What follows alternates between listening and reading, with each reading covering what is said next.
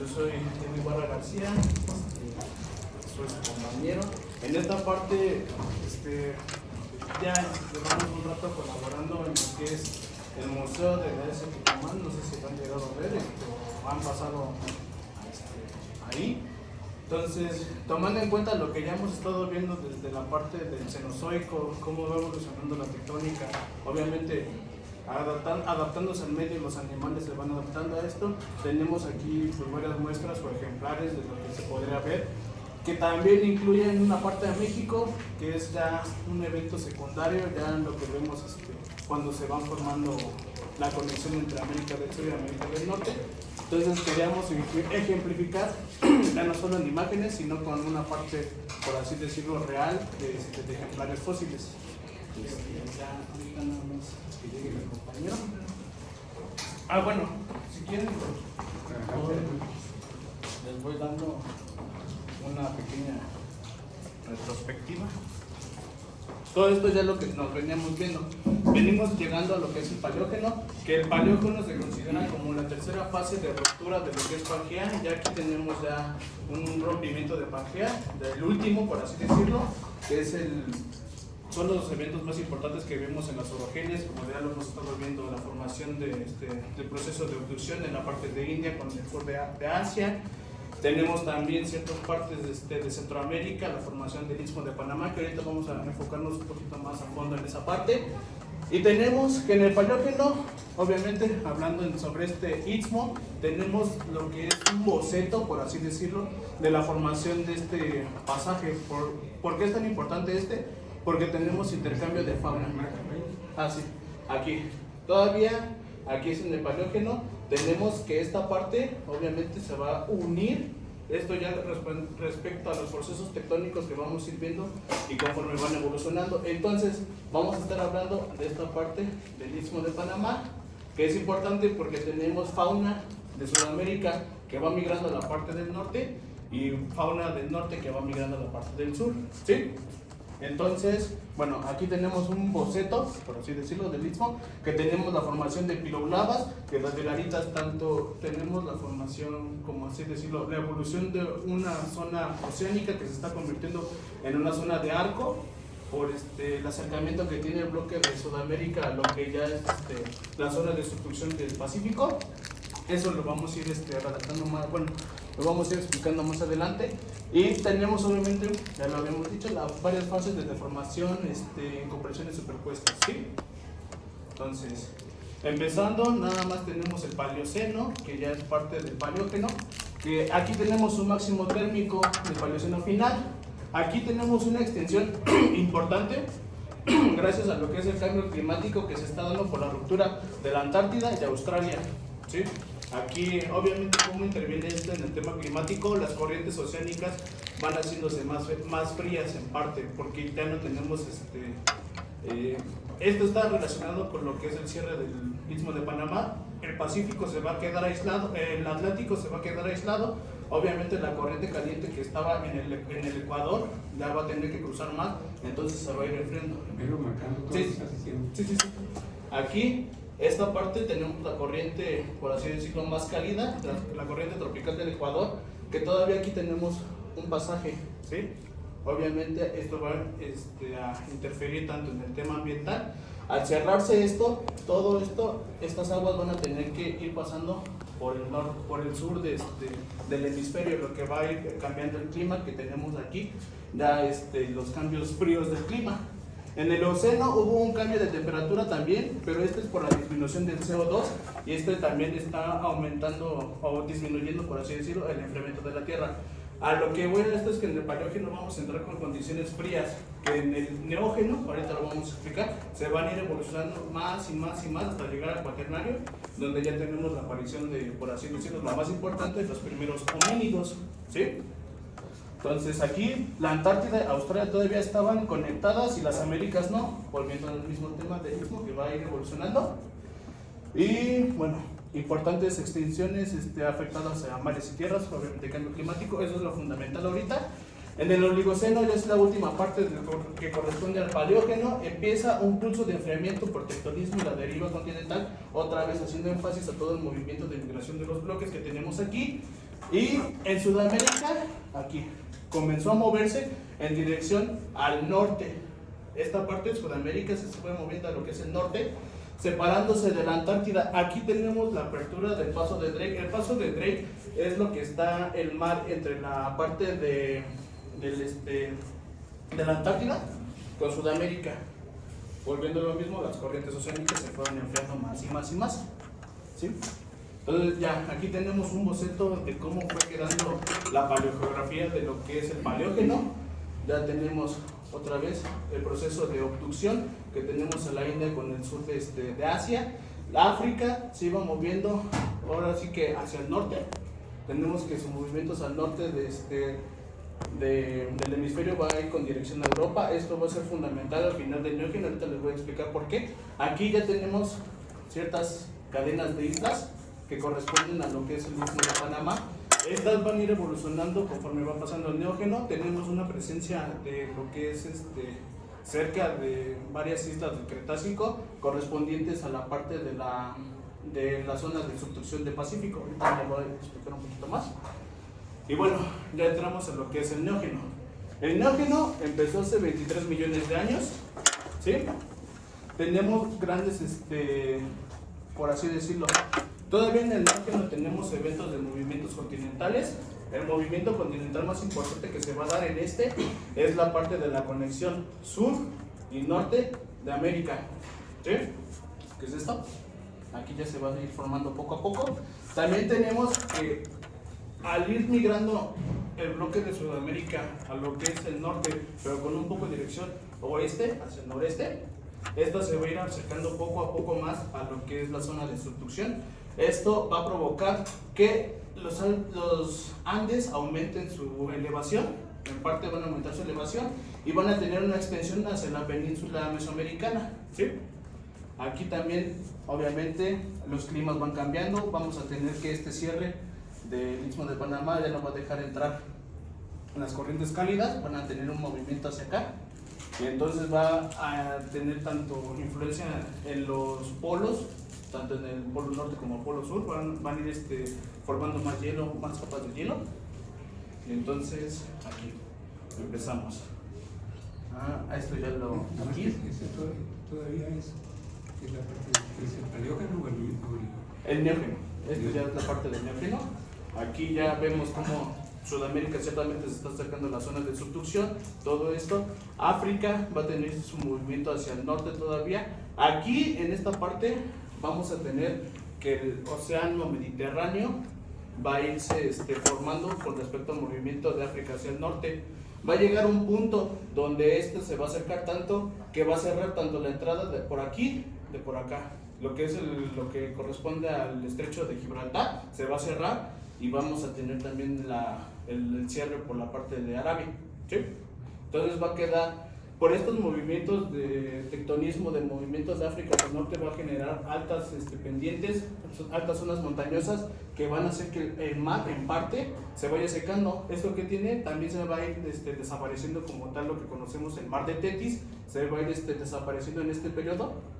Aquí ya no tenemos la influencia del mar de Tetis, la obstrucción sigue aumentando, todavía sigue moviéndose y después, bueno, eso ya lo voy a hablar un poquito al final, pero vamos a tener unos eventos aquí importantes con respecto a la tectónica.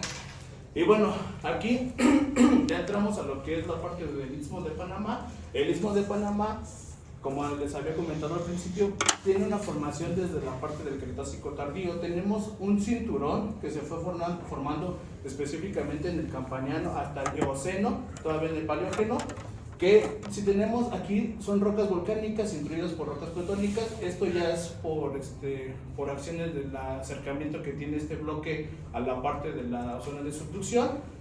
Entonces aquí tenemos casi una depositación vertical, bueno, casi lineal, pero por así decirlo, horizontal. Tenemos una depositación que después de todos estos eventos, pasando esta parte del Eoceno hacia lo que es el Oligoceno, vamos a tener que se van a ir formando varias fallas transformantes. En este caso va a ser del lado izquierdo. ¿Saben cómo se hace la clasificación de una falla transformante si es izquierda o derecha, ¿sí tienen alguna noción de cómo se va formando? Sí.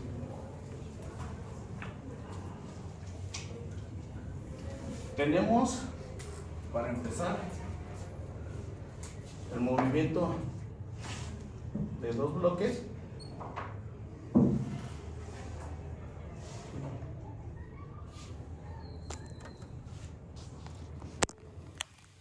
Donde las fallas transformantes se van dando por movimientos distensivos de dos placas, donde uno va a quedar enfrente del otro, ¿sí? Entonces lo que tenemos aquí, para simplificarlo, tenemos que un bloque se va a mover adelante de otro. ¿Qué bloque es el que se está acercando hacia ustedes? El izquierdo, ¿no? ¿Qué pasa si lo giramos? ¿Cuál se sigue acercando hacia ustedes? Así es como se hace una clasificación de bloques por así decirlo, de movimientos laterales, si es izquierdo o derecho, tomando en cuenta el bloque que se está acercando hacia ustedes. No depende mucho de cómo lo estén viendo, pero siempre va a ser la misma dirección de acercamiento, ¿sí? Entonces, así es como tenemos esta parte de los movimientos distensivos de las placas. Y entonces, al tener estos movimientos distensivos por movimientos de placas en la parte noroeste de Sudamérica, vamos a tener que varias islas formadas desde el Cretácico superior hasta el Eoceno van a ir rotando. Aquí en esta parte tenemos una configuración casi lineal. Ya aquí tenemos una curvatura. Estas se van dando gracias de antemano a los procesos de compresión y a los procesos laterales, ¿sí? Pasando ahora a la parte del Oligoceno, hay un arco que se sigue reactivando y sigue desplazando el arco que ya estaba anteriormente. Entonces, al tener este arco más joven, va a desplazar al arco del Campaniano. El arco del Campaniano es el morado. El nuevo arco va a estar aquí, sobrepuesto sobre el otro arco. Y esto va a empezar a tomar una dirección curvada, ¿sí? También por el movimiento de compresión que vamos a tener en esta parte, pero también en la parte norte. En este periodo tenemos la presencia de lo que es el bloque de Chortis. El bloque de Chortis tenemos dos modelos principales para su movimiento. Uno dice que está moviéndose desde la parte sur-centro de México con respecto a una falla transformante que la fue por así decirlo, depositando a lo que está hoy en día en su posición, que es Centroamérica. Tenemos otro modelo que dice que Chortis se fue moviendo desde la parte del Pacífico centro casi, y fue derivando con una dirección noreste. Para efectos de esta explicación nos vamos a quedar con el modelo clásico, que sí es el que corresponde también con la compresión del Istmo de Panamá y su forma que tiene. Ya para el Oligoceno y el Mioceno tenemos que Chortis todavía está en la parte de lo que es el Istmo de Tehuantepec, que aquí está cruzando en esta parte todavía. Chortis se encontraba en esta parte, pero ya tenía influencia en lo que es en el Istmo de Panamá, ¿sí? Entonces también aquí ya tenemos la parte de los Andes, formados por el arco magmático, que también sigue evolucionando. Y todavía aquí podemos ver la presencia de la falla de la placa de Farallón, que esta se va a ir consumiendo poco a poco. También la teníamos en la parte del Pacífico en México, obviamente se consumió, ahorita ya no está, ya está por debajo de todo México. Ya solo tenemos la placa del Pacífico. Y aquí es donde tenemos la actualidad. En la actualidad tenemos este arco que se fue plegando por movimientos compresivos entre el bloque de Sudamérica y el bloque de Chortis, que es la parte norte y la parte sur. Y tenemos que todavía sigue habiendo varias actividad magmática ahorita hoy en día. De hecho hay un volcán, no recuerdo el nombre, pero sí hay un volcán todavía en estas partes activas. El volcán negro. El volcán negro, exacto, aquí. Y este proceso, ¿por qué es importante? Porque nos va a dar parte a la migración que hubo en la parte del neógeno, de la fauna del sur que iba al norte y del norte que iba al sur, ¿sí? Entonces ya, aquí tenemos lo que es la paleogeografía antes de que acabara el neógeno, ya pasando al cuaternario, donde tenemos ya la parte de las grandes glaciaciones del cuaternario. De hecho aquí ya vemos cómo se van enfriando los polos. Aquí ya estamos teniendo el enfriamiento de los polos. Y aquí está donde les iba diciendo, tenemos que el mar Mediterráneo se iba cerrando conforme África iba moviéndose hacia la parte norte. Después, bueno, la desaparición del mar de Tetis tiene una edad de entre los 19 y los 12 millones de años. Después de ese proceso, el mar Mediterráneo se iba secando conforme se iban aumentando todas estas planicies, bueno, las planicies iban aumentando su altura, se iba secando y pues, quedó cerrado en esta parte. Pero después se abre hace 5.000 millones de años se fue abriendo esta parte de...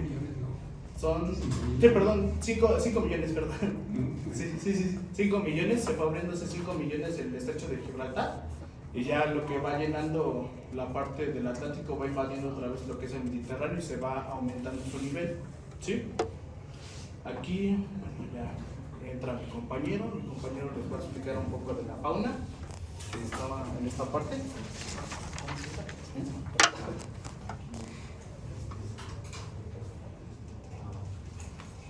Pues buenas tardes a todos, mi nombre es Eric Espinosa Saucedo y yo les voy a hablar un poquito de cómo los fósiles nos van a explicar sobre este cambio, porque pues bueno, el Istmo de Panamá sí tuvo un gran impacto en lo que fue la fauna en el Pleistoceno, ¿ok? De hecho, parte de los fósiles que se encuentran en México son de esta edad, entonces pues sí es muy importante, ¿ok? A este intercambio de fauna se le va a llamar como gran intercambio bético-americano. ¿Por qué? Porque como lo mencionó mi compañero, parte de la fauna que existía en Norteamérica no estaba presente en Sudamérica. Entonces hasta que apareció este istmo empezó a hacer el intercambio y pues por competencia a muchos organismos no les fue tan bien, de hecho incluso llegaron a la extinción. Otros se adaptaron muy bien y pues reinaron en lo que fue la parte norte y la parte sur, hicieron pues el intercambio, como dice aquí. Y bueno, comencemos con esto. Parte del intercambio aquí fue que en América del Sur tuvo sus orígenes los perezosos gigantes, los armadillos gigantes, las aves del terror y también uno que otro marsupial. En cambio en América del Norte vamos a tener la presencia de felinos, como en dientes de sable, que es un nombre un poco mal, de équidos, como lo son caballos prehistóricos, ya con el dedo funcional que todos conocemos, y elefántidos, que van a existir 3 principales, y ahorita les voy a enseñar algo para diferenciarlos, ¿ok? En este intercambio hubo mucha competencia y como les mencioné, muchas de esas especies llegaron a su extinción porque pues competían por presas muy similares. Por ejemplo, lo que son los félidos, al migrar a América del Sur, llevaron a la extinción a las aves del terror por estar mejor adaptados a la persecución, a emboscada. En cambio estas no. Estas son más, por las patas largas sabemos que eran de pues hábitos más corredores y estas se adaptaron muy bien a acechar y pues las llevaron a la extinción por competencia alimenticia. Los perezosos gigantes igual llegaron muy bien, se adaptaron muy bien aquí. Estos pues no tuvieron un gran cambio en lo que fue competencia con otros herbívoros, pero pues digamos que su inteligencia no era muy grande, porque parte de estos fósiles se han encontrado en cenotes de Yucatán, lo que quiere indicar que llegaron a caer muy a menudo en estos pues cenotes. Los caballos igual llegaron a la parte del sur, igual se adaptaron muy bien y no hubo como tanto choque con otras especies. Y lo que son los elefántidos, solo 2 especies o 2 grupos pasaron a la parte sur, que fueron los gomphotherios, lo que son, digamos que elefantes, pero enanitos. Y los mamuts como tal, los que todos conocemos, que existieron en América del Norte. ¿Por qué? Porque aquí hubo unos cambios un poco drásticos. Por ejemplo, cuando se formó el Istmo de Panamá, hubo presencia de selva. Entonces las defensas de los mamuts, al ser más grandes y más curvados que estos, no les permitían llegar hasta aquí. En cambio estos, al tener las defensas más pequeñas, más rectas y ser más pequeños, sí pudieron hacer el cambio a América del Sur. ¿Okay? ¿Me permites? Ahí tienen los camellos como originarios de Norteamérica. Ajá. Cuando se sabe que son originarios de... No, sí son originarios de Norteamérica. Entonces ahí los tienes tú en... Ajá, en Norteamérica. La flecha está marcando que el organismo migró de Norteamérica a América del Sur. Sí. Sin embargo, desde el punto de vista de la evolución de los camélidos, aparecieron en Sudamérica y migraron hacia el norte. No, de hecho se aparecieron en Norteamérica junto con los caballos. De hecho, se sabe, bueno, Por eso la pregunta es, ¿de dónde obtuvieron esa información? ¿Qué tan reciente es? pues sí, es muy reciente. El artículo que chequé era de 2018. ¿De cuándo? 2018. Ah, bueno, puede ser. Pero ¿cuáles son las evidencias que tienen? Por el hábito de praderas que hay aquí y porque acá no había mucho de eso. Pues es que precisamente el problema es que esos animales en América del Sur viven ¿en dónde? Pues En en los la Andes. parte- Ajá, no, pero es que al tener la pezuña funcional, la de dos, están más adaptados a lo que son praderas. Bueno, por eso me gustaría tener la información porque Sí, claro. la que yo tengo, hasta donde yo tengo precisamente es al revés. Sí, yo se la. Bueno, gracias. Sí. Y pues bueno, me voy a enfocar un poco en lo que fue México en el Pleistoceno. Todos conocen el Museo de Santa Lucía, pero no. Bueno, les voy a explicar un poquito. En el Pleistoceno, México fue una gran zona de cuencas, de lagos, y pues mucho de esto se atribuye o se sabe por los organismos, en especial estos amiguitos de aquí, porque casi todos los fósiles de este armadillo se han encontrado en cuerpos de él. Entonces, vamos a comenzar. El primero y más abundante en todo México es el caballo, que es Equus. Hay 3 especies, es Conversidens, es el más habitual, mexicano, que es el más grande de los 3, y pues el tercero todavía no está bien descrito, entonces por eso no abarqué la especie aquí. Pero tienen una morfología dental muy específica, de hecho les voy a mostrar cómo. Nada más, espero por favor. Bueno, cuando lo vean no le vayan a quitarle etiquetas, por favor. Ok. ¿Cómo saber o cómo identificar a este amiguito de aquí? Por la morfología dental, que ahorita van a ver. Tiene una muy particular que es para pastar, porque estos animales tienen hábitos pues, de comer plantas, pero pegadas al piso como lo es el pasto. Y de hecho el pasto es un indicativo pues, fundamental para saber qué organismos pues, pasaron a la extinción al conectarse el Istmo de Panamá y las temperaturas bajaron. Los cráneos, también los cráneos son muy importantes. No puedo traer uno, pero pues son muy reconocibles. Las vértebras cervicales tienden a estar muy finitas y tienden a estar muy pegadas, casi fusionadas. Entonces eso es un indicativo muy importante para saber qué es un caballo.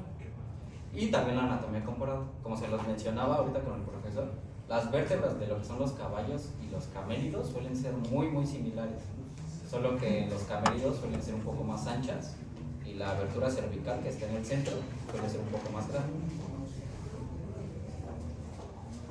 Y todo. La especie que habita aquí en México es esta, Leptotherium floridano. Hay otro que se llama, déjenme acordar de su nombre, pero tiene una masa aquí en la cola. Ese no habitó México, habitó América del Norte, Estados Unidos y Canadá. ¿Cómo podemos identificar este organismo? Por los estodermos que tiene. Ahorita igual mi compañero Ibarra les va a mostrar la morfología hexagonal que tiene. Tiende a tener un circulito en el centro y varias líneas alrededor. Como les mencioné, estos organismos estaban, no diré que son marinos, pero sí estaban muy adaptados a las plantas que son o están cercanas a los cuerpos de agua. Estos en Argentina suelen encontrarlos mucho en los ríos, en las laderas, y por grupos, no nada más uno. Bueno, la placa de osteodermos, que ya les dije, tiene una distribución muy amplia. Este se encuentra en lo que es Canadá, Estados Unidos, México y partes de Argentina también. Pero este en específico es el único, o de los únicos que se ha identificado con mayor población en México. Y pues bueno, la variedad de especies que ya les mencioné se puede comparar mucho porque la coraza es un poco muy similar, pero lo que los diferencia es la parte del cráneo y la parte de la cola.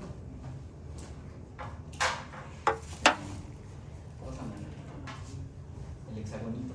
Ah, ya lo que pasó. Ah, va, sí. Vean. Ok, en la parte de los gonfoterios. El que habitó México es este, Cubironius tropicus o Elefantium cubirón. ¿Cómo se puede saber qué es este organismo? Porque como se los dije, son muy parecidos a los elefantes, pero la espalda, en vez de tenerla en picada hacia atrás, la tienen recta. Así. Y igual, digamos que parece que no tienen cuello. Y las defensas son rectas, no son curvas como en los mamuts. Y también la parte, aquí lo importante en esto es para diferenciarlo, porque es muy muy similar identificar este con un mamut, son casi parecidos. Si no tienes el esqueleto completo, sí podrías equivocarte, pero para saber qué es uno de estos específicamente es en los dientes. Ok, este diente que ven aquí es un molar de un mamut.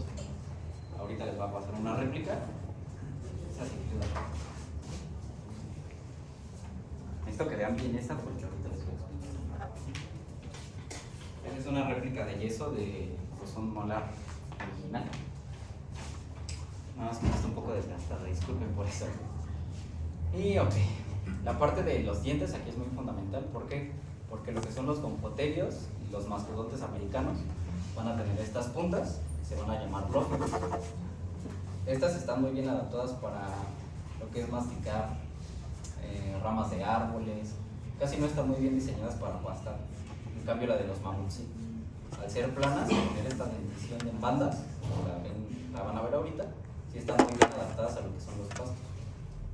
Igual, la distribución de este es muy amplia, por lo que les mencioné, que fueron los que mejor se adaptaron en América del Sur y también en el norte.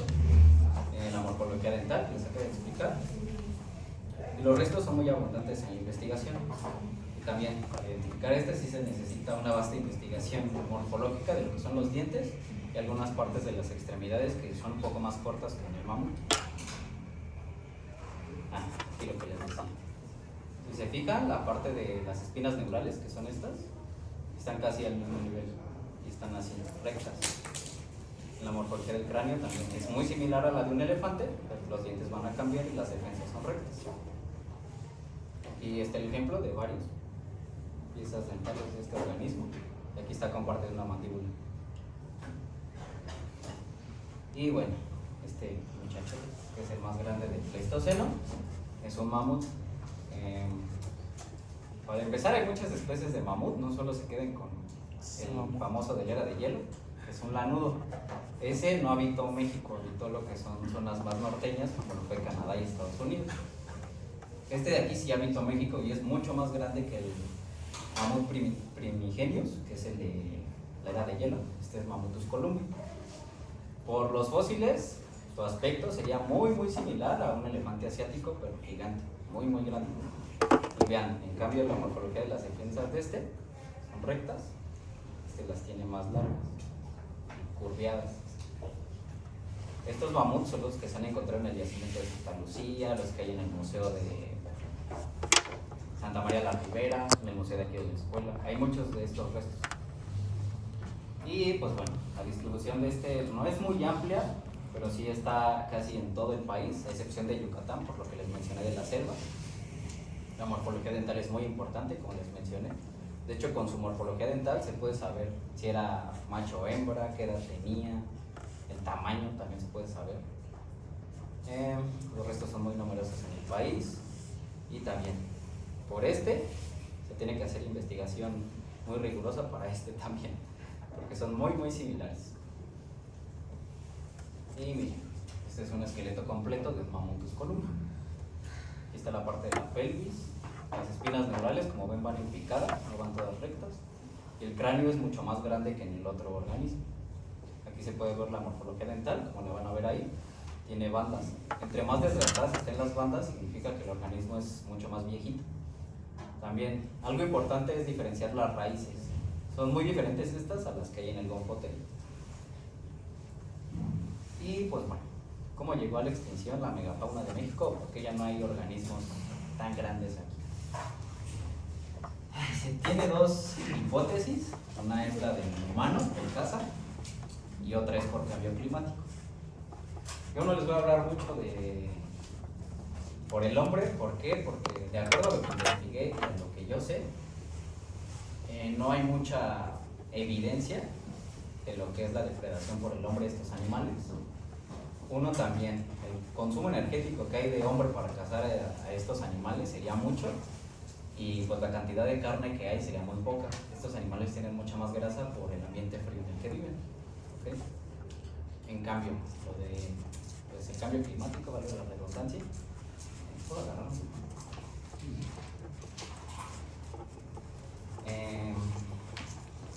Pues la estratigrafía nos dice, así como lo fue la extinción de unos organismos al conectarse con América del Norte y América del Sur, nos dice que hubo 3 eventos o puntos donde hubo más frío que otros, ¿ok? Bueno, ahora hacer una línea de tiempo. Aquí empieza el inicio de la glaciación, el último máximo glacial, y aquí es el final. Que en realidad no es el final, solo estamos en una pausa. ¿Okay?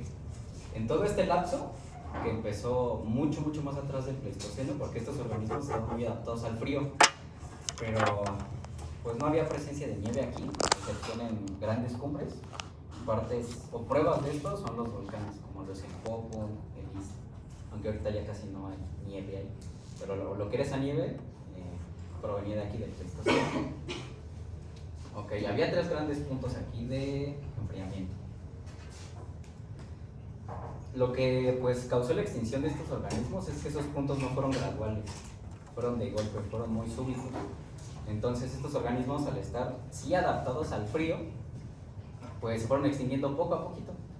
La única causa que tuvo el hombre fue depredación, pero pues digamos que ya cadáveres, no hubo ningún intercambio brutal o de batallas con estos organismos.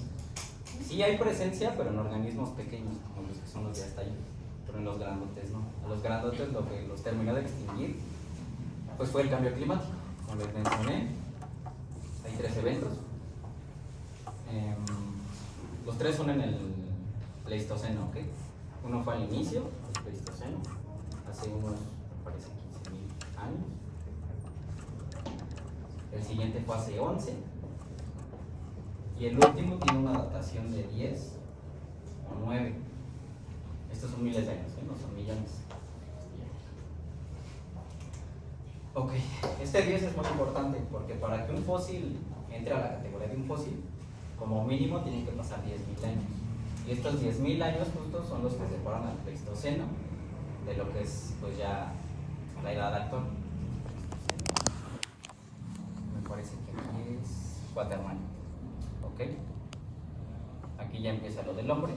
Y el hombre justo pues llegó a aprovechar las condiciones climáticas porque hubo una pausa, aquí ya no hubo tanto frío. ¿Por qué? Porque igual parte de los continentes ya tuvieron su configuración actual, las corrientes ya se estabilizaron. Como lo dijo mi compañero, el Istmo de Panamá causó que hubiera mucho frío porque hubo una corriente circundante en la Antártida. Entonces esto ocasionó que se enfriara la Tierra, aparecen estos organismos, se distribuyen, empiezan a reproducirse, pero pues cuando son los 3 cambios graduales, bueno, más bien de golpe, ya no se pueden adaptar. Aquí entra algo muy importante. Si un organismo se adapta mucho o se especializa en algo mucho, pues básicamente ayuda en ese momento, pero conforme pasa el tiempo ya no, eso va a ser su perdición, digamos, ¿ok?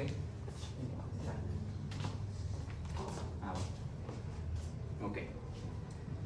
¿Cómo sabemos de estos pulsos? Tenemos pues investigación radiométrica en lo que son conchas de foraminíferos. Estas se hicieron con un elemento en específico, que fue el oxígeno 18 y el oxígeno 16. ¿Okay? Entre menor número de oxígeno 18, vamos a tener cambios o climas más cálidos, más calientes. En cambio, entre mayor el número de oxígeno 18, vamos a tener pulsos de frío. ¿Okay?